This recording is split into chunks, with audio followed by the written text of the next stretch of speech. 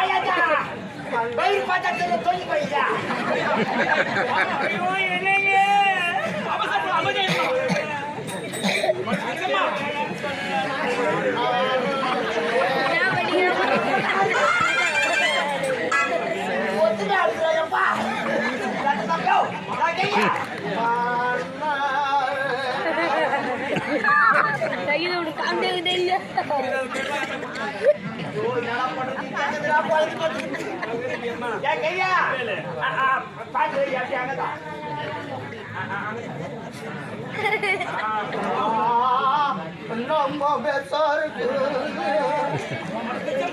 கொஞ்சம் மாதிரி இருக்குது.